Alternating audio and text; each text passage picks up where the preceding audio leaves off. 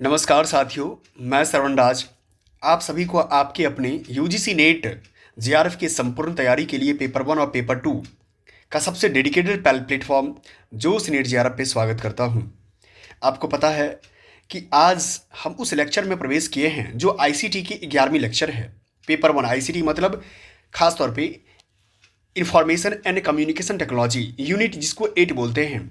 आप जानते हैं इससे पहले हम लोगों ने यूनिट 1 से लेकर यूनिट 7 तक बहुत अच्छे से कंप्लीट कर लिया है फ्री हैंड लेक्चर में, शॉर्ट नोट्स के माध्यम से। ठीक है, आपको सारा कंटेंट मिल गया है।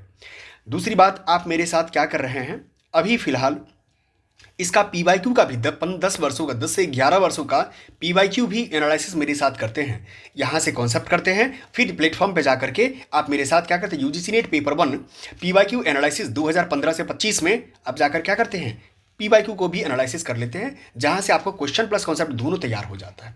चलते हैं 11वां नंबर पे, लेकिन जानने से पहले थोड़ा रिकैप कर लेते हैं कि आपने इससे पहले क्या क्या पढ़ा था। आप जानते हैं कि इससे पहले हम लोगों ने पढ़ा था किस प्रकार राउटर के माध्यम से कोई इंटरनेट प्रोवाइडर, खासकर इंटरनेट सर्विस प्रोवाइडर कैसे काम करता है। सो आपको पता है कि आपने बीच में देखा था कोई हब है, स्विच है। इससे पहले मैंने बता दिया था मॉडेम क्या होता है, हब क्या होता है, ब्रिज क्या होता है, राउटर क्या होता है, गेटवे क्या होता है। इसी कड़ी में मैंने बताते हुए आपको मैंने बताया इंटरनेट कनेक्टिविटी के विकल्प कितने हैं। जैसे मान लो मैं आपसे सिंपल पूछूंगा कि आपके पास कितने सुविधाएं ऐसी है जिस प्रकार से आप क्या कर सकते हैं, इंटरनेट फैसिलिटी उठा सकते हैं, इंटरनेट आप ले सकते हैं। तो आपको पहला याद है डायलअप कनेक्शन, मैंने बोला था कि फ़ोन लाइन वाला होता है जो पहले होता था। केबल टीबी कनेक्शन होता है, जो न्यूज़ सब एनालिसिस होता है वो सब डायरेक्ट टीबी कनेक्शन होता है। फिर ब्रॉडबैंड सुविधा होती है, जानते हैं कि बड़े शहरों में खास करके अब तो ग्रामीण स्तर पर भी ब्रॉडबैंड की बहुत अच्छी सुविधा हो गई है। 256 के बीपीएस का जो है सो आपको मिल जाता है, विभिन्न यंत्रों में बहुत ज़्यादा भी मिलता है। ठीक है, तो ब्रॉडबैंड मिल जाता है। उसी के बाद ब्रॉडबैंड को आगे बढ़ाते हुए सेटेलाइट कनेक्शन भी मिलता है। मैं आपको वो सब चीज़ें मैं बता देता हूँ। इसी कड़ी में मैंने बताया था कि ये सब चीज़ें लेने के लिए मॉडेम होता है, हब होता है, किस प्रकार आपको एक इंटरनेट प्रोवाइडर की चीज़ के तौर पर मिलता है। अब हम जब ये बताते हैं, इसी कड़ी में मैंने आपको बोला था कि अगली कक्षा जब हम लेंगे तो आपको मैं बताऊंगा।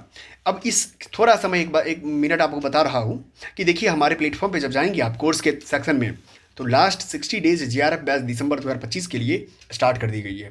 जितने भी कोर्सेस है जाकर के पेपर वन और पेपर टू का संपूर्ण कोर्सेस इसमें मिल जाएगा, आपको जाकर के एक्सेस कर सकते हैं। क्रैश कोर्स भी लाया हुआ है। अगर कोई बिगिनर स्टूडेंट है जो इस बार एग्जाम बस यूं ही देना चाहता है एक्सपीरियंस के तौर पे, या आगामी एग्जाम देने वाला है फाइनल के तौर पे, तो 0 टू हीरो बैच को ज्वाइन कर सकता है। फ्री ऑफ कॉस्ट है, जाकर के एक्सेस कीजिए।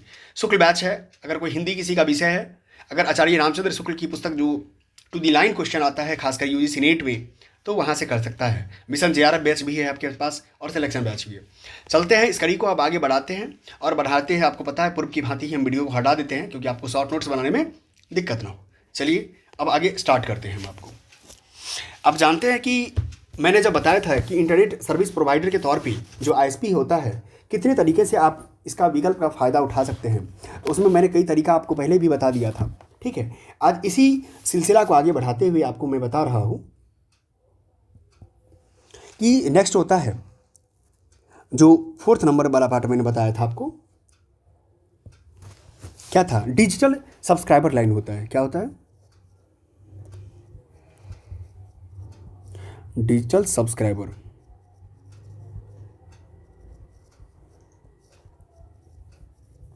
लाइन होता है। खास तौर पे डिजिटल सब्सक्राइबर लाइन क्या होता है वो मैं बता देता हूँ, किस प्रकार यहाँ से कैसे आप कोई चीज़ का फ़ायदा उठाते हैं।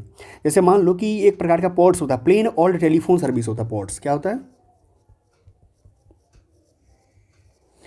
प्लेन ओल्ड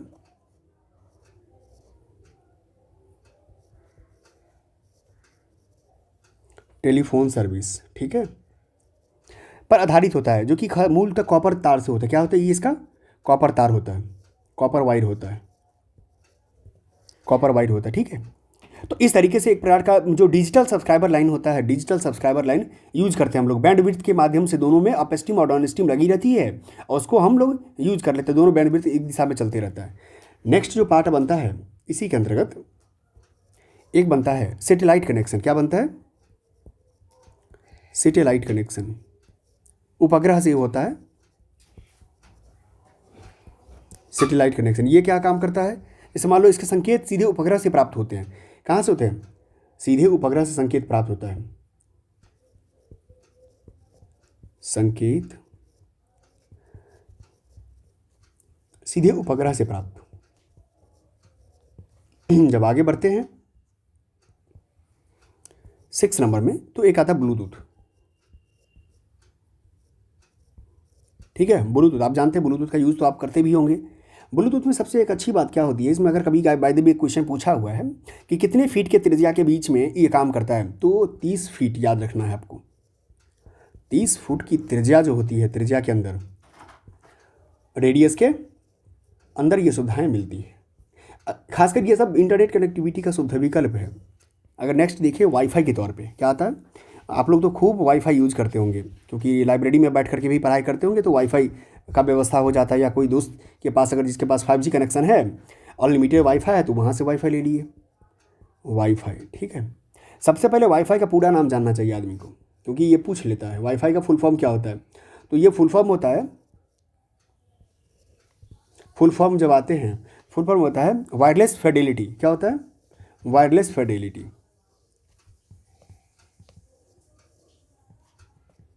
ठीक है, वायरलेस फिडेलिटी इसका फुल फॉर्म होता है। सबसे पहले ये जान लीजिए। खासकर वाईफाई का जो आविष्कार है, आपको पता होना चाहिए 1991 के आसपास इसका आविष्कार हुआ था। कब हुआ है? 1991 के आसपास हुआ है। ठीक है, असल में ये वायरलेस नेटवर्किंग सुविधा ही है जो वैलन के माध्यम से दिया जाता है। क्या? वैलन के माध्यम से, जिसको क्या बोलते हैं? वायरलेस लोकल, क्योंकि लोकल में ही काम करेगा, आपको पता ही है, वो एरिया नेटवर्क। ठीक है, एक बात और मैं आपको पता है इससे क्या जुड़ जाता है, लैपटॉप जुड़ जाता है, मोबाइल, कंप्यूटर, प्रिंटर सब आदि सब इस इंटरनेट और नेटवर्क से जोड़ सकते हैं आप इसको। ठीक है, इसमें आपको पता है बिना तार का होता है, वायरलेस मतलब बिना तार है, फ्रीक्वेंसी के बेसिस पे मैच, रेडियो फ्रीक्वेंसी से मैच होता है ये सब। अब फ्रीक्वेंसी की बात करेंगे तो फ्रीक्वेंसी कितना होता है इसका? 2.4 गीगाहर्ट्ज़ से लेकर के 5 गीगाहर्ट्ज़ तक ये चलता है। मध्य कनेक्टिविटी कम काम करता है, आपको ये भी पता है। जहाँ से अगर ये सेंटर होता है, एक्सेस पॉइंट जिसको कहते हैं, अधिगम केंद्र बोलते हैं, जो अभिगम केंद्र होता है, उसको क्या बोलते हैं? हॉट स्पॉट बोलते हैं। हॉट स्पॉट बोलते हैं, आपको पता ही है। आप किसी दोस्त को भी बोलते हैं कि अपना हॉट स्पॉट क्या करो, ऑन करो, तो हॉट स्पॉट ऑन कर देता है, फिर आप क्या करते हैं? अपना आप एक दूसरे को जुड़ जाते हैं। अब नेक्स्ट चलते हैं। अब नेक्स्ट होता है क्लाउड कंप्यूटिंग। क्या होता है वो जानिए, टॉपिक के तौर पे नया है cloud computing. Cloud computing, cloud computing बहुत ही अच्छी चीज़ है, आप इसको समझिएगा तो और अच्छा लगेगा आपको। सबसे पहली बात, ये बहुत सारे सर्वरों का समूह है। क्या होता है? सर्वरों का समूह है।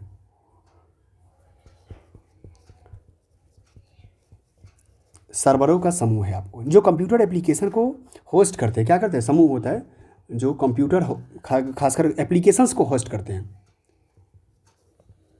कंप्यूटर एप्लीकेशन को होस्ट करते हैं। यदि आप अपने लैपटॉप पर MS वर्ड के स्थान पर गूगल डॉक्स का उपयोग कर रहे हैं, कई बार होता है, तो आप क्लाउड कंप्यूटिंग वातावरण का भाग है। क्या है? किस जगह पे करते हैं? गूगल डॉक्स का। आपको याद होगा गूगल डॉक्स यूज करते हैं, तो गूगल डॉक्स किसका भाग है? यही क्लाउड कंप्यूटिंग का ही भाग है, क्लाउड कंप्यूटिंग का ही पार्ट है। ठीक है, बस में क्लाउड कंप्यूटिंग जो होता है ना, आप याद रखिए, क्लाउड कंप्यूटिंग कम लागत पर बेहतर उपयोगकर्ता अनुभव उपलब्ध कर। जैसे एग्जांपल में अगर आप समझिए इसको, तो जैसे सास का नाम आपने सुना होगा, सास। याहू मेल का नाम आपने सुना होगा, याहू मेल हो गया, जीमेल हो गया, है। Manage service provider, utility computing आदि इसके उदाहरण है। क्या है?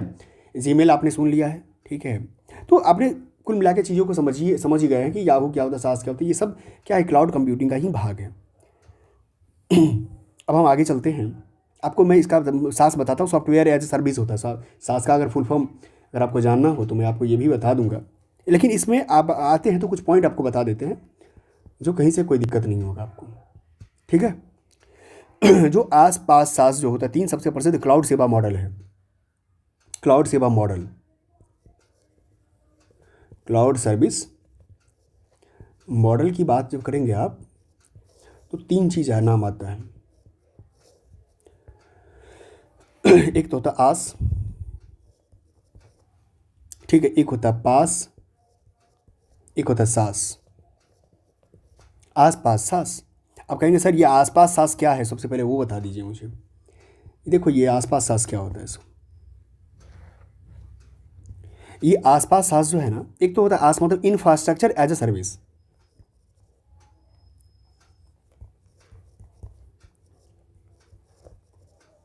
Infrastructure as a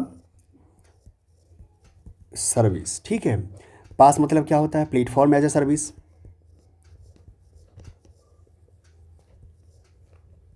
as a service. SaaS मतलब क्या होता है, software, software as a service.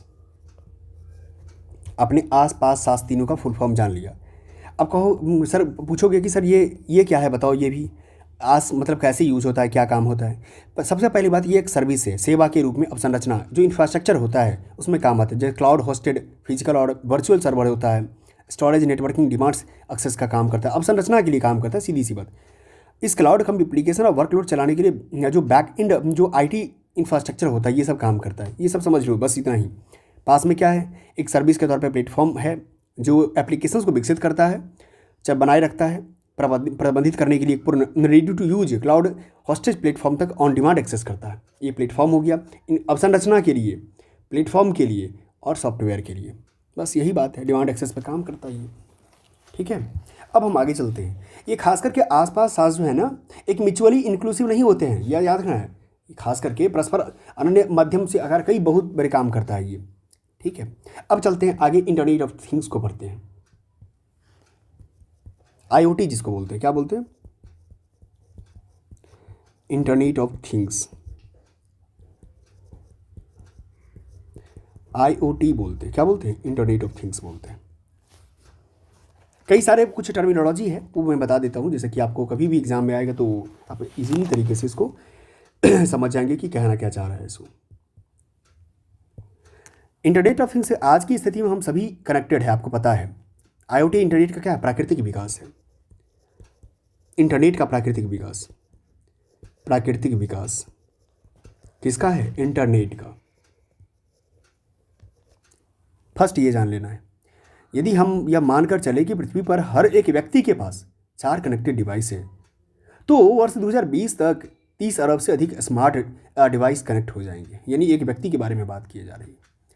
और जो ये उपकरण वास्तविक समय में एक दूसरे के साथ क्या संचार करते हैं, आईओटी के उदाहरण है। जैसे मान लो एक दूसरे 4 डिवाइस, एक व्यक्ति का 4 डिवाइस आपस में जुड़ा होना, आपस में कनेक्ट होना, कनेक्ट, समझ गए। आईओटी के एग्जाम्पल यही इंटरनेट ऑफ थिंग्स है। खासकर वैश्विक अर्थव्यवस्था में बढ़ावा जैसे चीज़ों को देखेंगे तो बहुत सारा चीज़ आईओटी महत्वपूर्ण हो जाता है, क्योंकि एक वस्तु को स्वयं को डिजिटल रूप में प्रस्तुत कर सकती है, कोई भी वस्तु के बारे में मैं बात कर रहा हूँ। इसीलिए कहा जाता है इंटरनेट ऑफ क्या है, थिंग्स है, वस्तुओं का क्या है, इंटरनेट है। इसीलिए आपके भारत में भी देखेंगे तो खासतौर पर इंडिया में अगर बात करेंगे भारत में, तो यहाँ पर जस्टिस जो कृष्णा कमेटी की ओर से डेटा प्रोटेक्शन फ्रेमवर्क रिपोर्ट पेश की गई थी, ठीक है। तो भारत में तो इसलिए राष्ट्रीय जो डिजिटल संचार नीति और इलेक्ट्रॉनिक्स और सूचना टेक्नोलॉजी भी इससे जुड़े हुए हैं। कौन भारत में जुड़े, 2 चीज़ जुड़ा हुआ है आईओटी से, कौन, एक राष्ट्रीय डिजिटल संचार नीति और दूसरा क्या मैंने बोला आपको, इलेक्ट्रॉनिक्स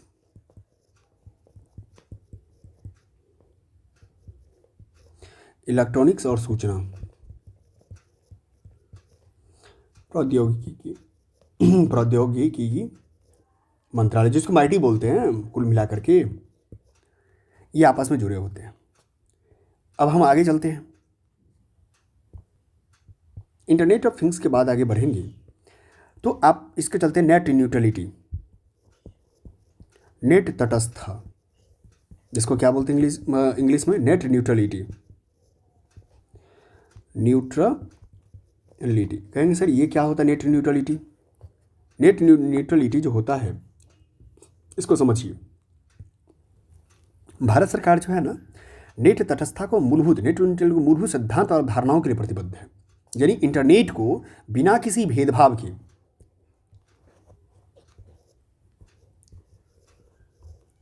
इंटरनेट को बिना किसी भेदभाव के, बिना किसी भेदभाव के क्या हो, सभी के लिए सुलभ उपलब्ध होना। उपलब्ध क्या करना है, रखना है। बात समझ में आ गया होगा आपको कि कोई भी इंटरनेट को हम ये क्यों मान के चले कि ये गरीब है तो उसके लिए नहीं है, ये अमीर है तो उसके लिए है। तो नेट क्या होना चाहिए, न्यूट्रल होना चाहिए, सभी व्यक्तियों के लिए समान होना चाहिए। भारत में नेट संबंधी विषयों के बड़ी विनियमन के लिए भारत सरकार द्वारा कई सारे नियुक्त संस्था भी बनाया गया है। आपको पता होगा, ट्राई का नाम आपने सुना होगा। भारतीय संस्था की बात करें, ट्राई का नाम आपने सुना होगा, TRAI। ट्राई मतलब क्या होता है, telecom regulatory authority of India. क्या होता है, telecom regulatory authority of India, authority of India. समझ में आ गया होगा आपको, ठीक है। तो यही तरीका आपको समझना पड़ेगा, खासकर 2018 में ये नेट न्यूट्रलिटी का जो चीज़ें आ गया था कि सभी के लिए बराबर होना चाहिए। इंटरनेट सेवा जो भी प्रदाता नियम है वो सभी को बराबर तरीके से देगा। लाइसेंस नहीं, अगर नहीं करेगा तो लाइसेंस क्या करेंगे, रद्द कर देंगे। बात समझ में आ गया होगा। चलते हैं हम आगे पॉइंट पर। नेक्स्ट कहता है कि एक बात आपने सुना होगा कि जैसे मान लिया जाए कोई GSM होता है, CDMA होता है, आपने नाम सुना होगा कई बार। मैं आपको बता देता हूँ, वैसे आप इसका फुल फॉर्म जानते हैं, GSM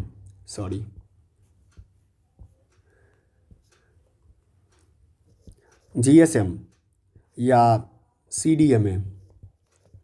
CDMA। तो आप भी कमेंट कर सकते हैं GSM मतलब क्या होता है, CDMA मतलब क्या होता है। GSM global system for mobile communication. क्या होता है,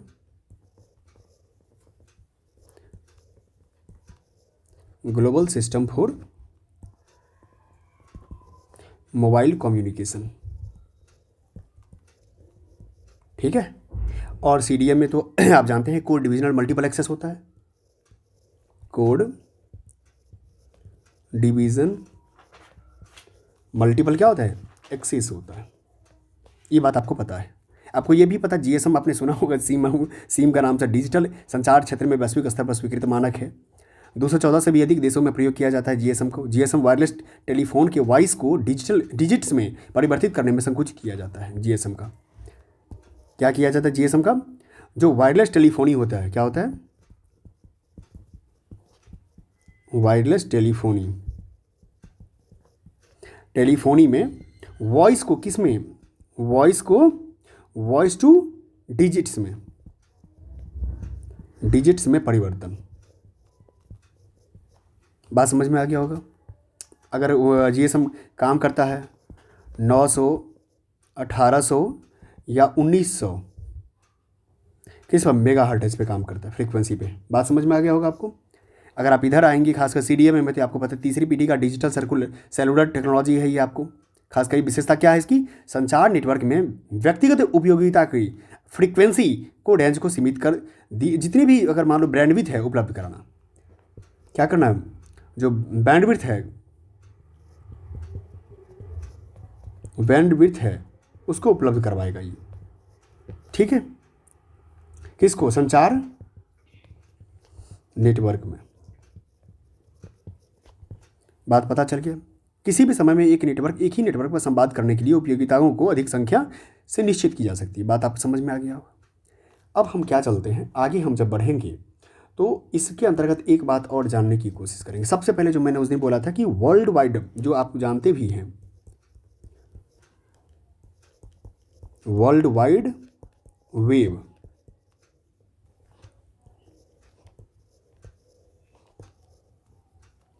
वेब, ठीक है, जिसको WW क्या बोलते हैं। कभी भी सर्च करते तो आप 3 को WW लगा देते हैं, इसका मतलब लोग समझ जाता है कि क्या कहना चाहता है, कुछ सर्च करना चाहता है।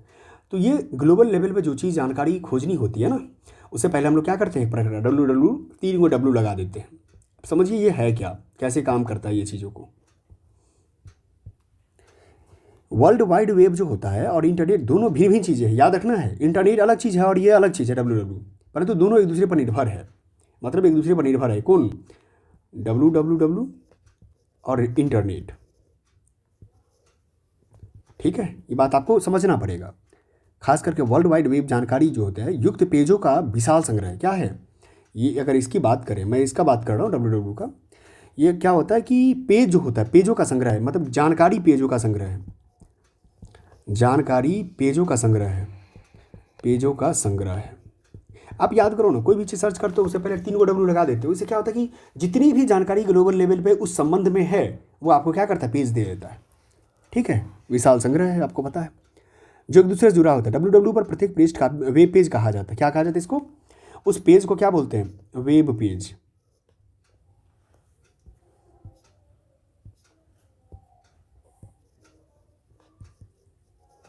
वेब पेज बोलते हैं उस पेज को जो जिस पर वो डॉक्यूमेंट्स या वो नॉलेज रहता है उसको वेब पेज बोलते हैं। वेब पेज HTML भाषा में लिखा जाता है। किस पर, HTML भाषा में लिखा जाता है। वेब पेज किस में लिखा जाता है, HTML भाषा। आपको पता होगा जब मैं लैंग्वेज पढ़ा रहा था ICT वाले में, उसमें लैंग्वेज के बारे में भी मैंने आपको क्या किया था, मैंने बताया था।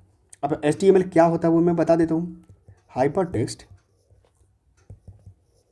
Markup language.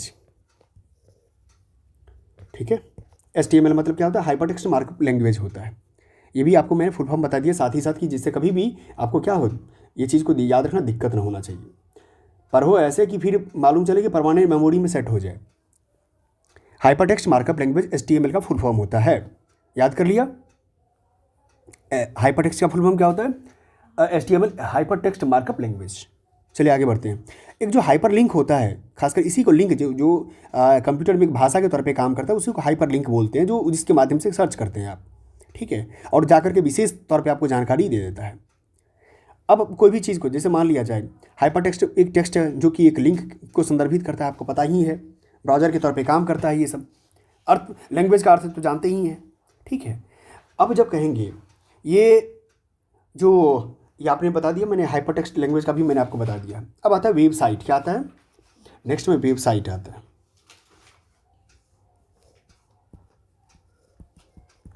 इस छोटी छोटी चीज़ है लेकिन आपके कभी ज़रूरी आ जाता है, आपको लगता है कि यार क्या ही ज़रूरी है, लेकिन कई बार काम आ जाता है। वेबसाइट, वेबसाइट क्या होता है, होम पेज क्या होता है, वेब ब्राउज़र क्या होता है, ये है छोटी चीज़ें लेकिन कई बार जानकारी के तौर पे होना बहुत ज़रूरी है। वेबसाइट हो गया, होम पेज हो गया,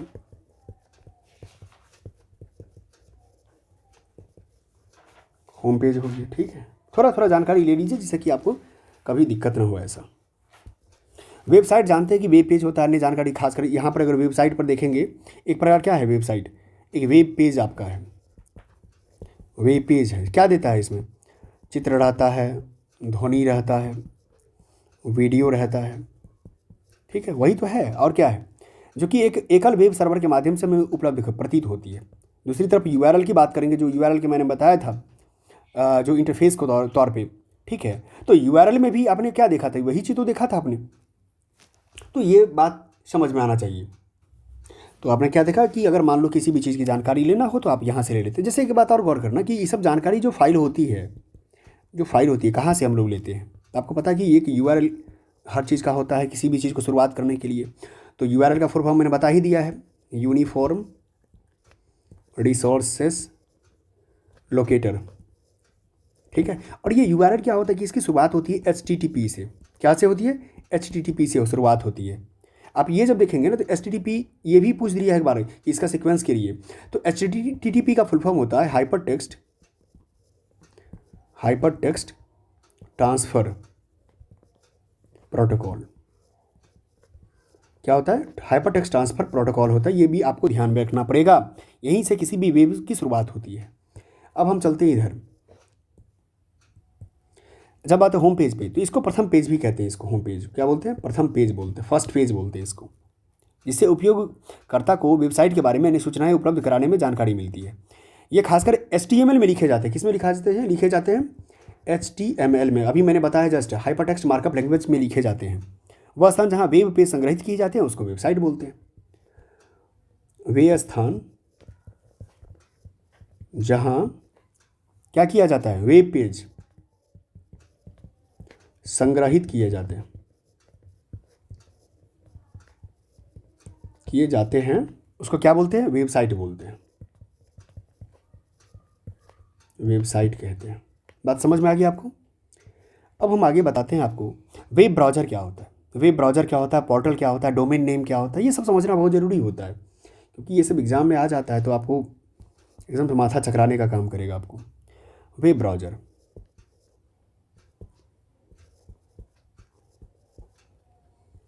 ठीक है।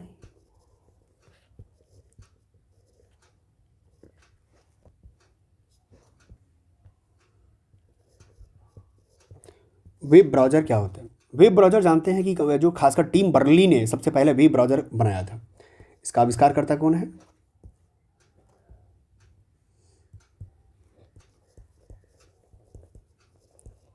आविष्कारक कौन है?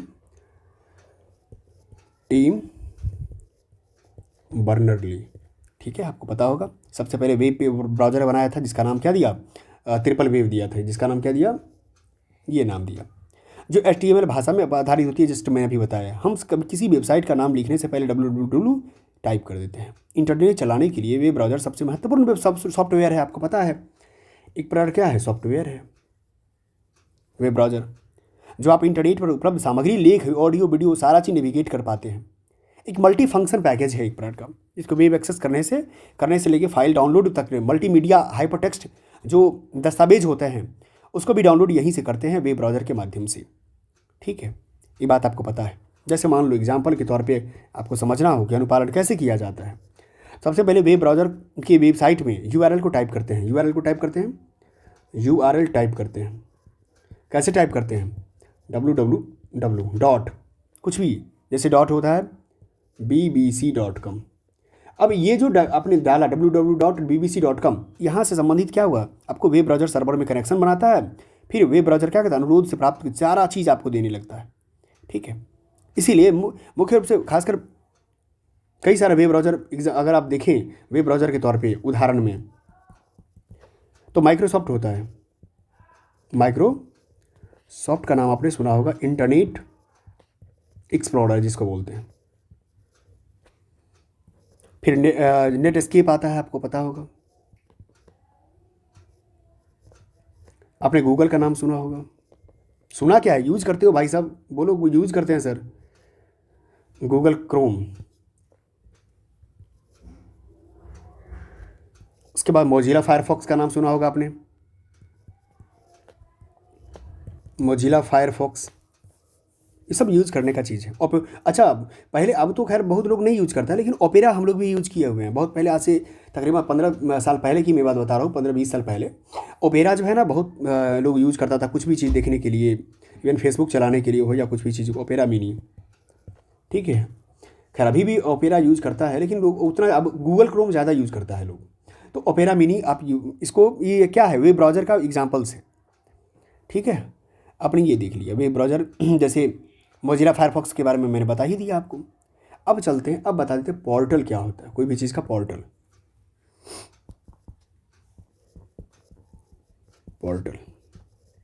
आपको कोई कहता होगा मेरे पोर्टल पे जाके देख लेना, इसका मतलब क्या होता है? पोर्टल मतलब इसका अर्थ होता है गेटवे। क्या होता है अर्थ? गेटवे होता है, जो एक वेब ब्राउजिंग का प्रारंभिक चरण है। वेब ब्राउजिंग का जो है ना प्रारंभिक चरण है, वेब ब्राउजिंग का प्रारंभिक चरण माना जाता है इसको, ठीक है। बात समझ में आ गया। खासकर ऐसे सर्च इंजन या वेबसाइट से जुड़ी डायरेक्टरीज होती है उसमें पोर्टल पे, जो डायरेक्ट आपको उस पर फॉरवर्ड कर देता है। जैसे अगर आप देखेंगे वेब पोर्टल्स के कई सारे प्रकार है इसका, ठीक है। जैसे वेब सर्चिंग पोर्टल्स होता है। अब एग्जाम्पल्स पे अगर प्रकार देखो ना, तो एक प्रकार का ई कॉमर्स पोर्टल होता है। क्या होता है? अगर कोई चीज़ खरीदना हो तो ई कॉमर्स वाले पे चले जाते हो आप, e commerce portal. E learning पर अगर कुछ पढ़ाई लिखाई करना है तो ई लर्निंग वाले पे चले जाते हैं, ई लर्निंग पोर्टल होता है, ठीक है। कई सारे गवर्नमेंट पोर्टल भी होते हैं, ठीक है। तो अब जो है इतने सारे चीज़ों को आप देखते हैं। अब हम क्या करते हैं, जब इतने आपने देखा, एक बार में क्या करो कि इतना ज़्यादा ना पढ़ लो कि मालूम चले पढ़ना पचे ही नहीं, ठीक है। तो ऐसा काम करना है कि चीज़ें पछता भी रहे, काम भी होता रहे, आपने बहुत सारी कंटेंट को आज देखा, पोर्टल के रिलेटेड और ख़ासतौर पे वेब ब्राउज़र से रिलेटेड कई सारे कंटेंट को आपने आज देखने की कोशिश किया। वेबसाइट होता है, होम पेज क्या है, www.टीम के द्वारा जो आविष्कार किया गया था उसके बारे में आपने देखा, कैसे कोई वेब HTML के रूप में लिखा जाता है URL को, GSM क्या होता है, CDM क्या होता है, तमाम चीज़ों को आपने देखने की कोशिश किया। ठीक है, नेट न्यूट्रलिटी हो गई, मतलब कुल मिला के कहा कि बहुत अच्छी चीज़ों ने आपने आज की क्लास में लिया है। मैं उम्मीद करूंगा इसकी अगली लेक्चर जब मैं लूँगा तो डोमेन क्या होता है आपने देखा होगा, कई सारे डोमेन होता है जिसमें हर व्यक्ति डोमेन परचेजेबल डोमेन भी होता है, उसके माध्यम से वो वेबसाइट को तैयार करता है। ईमेल के रिगार्डिंग मैं आपको जानकारी बताऊँगा। ठीक है, तो बहुत सारी जो मैं आपको बताऊँ, ये चैप्टर ऐसा चैप्टर है ना, सच बता रहा हूँ, सबसे ज़्यादा क्वेश्चन बनने वाला चैप्टर है। अब अगर नहीं विश्वास हो तो अब मैं जो क्वेश्चन करवा रहा हूँ या करवाया हूँ जाकर के देखो PYQ वाले में, ये बहुत ही हॉट टॉपिक माना जाता है यूनिट 8 ICT। इसलिए इसको भूलने की ज़रूरत नहीं है, छोड़ने की भी ज़रूरत नहीं होती है। और इससे छोटी छोटी टेक्निकल चीज़ है ना कि माइंड से हट जाएगा तो फिर गलती हो जाएगा एग्जाम में। ठीक है, चलो बाय बाय, पुनः मिलते हैं हम लोग, बाय बाय।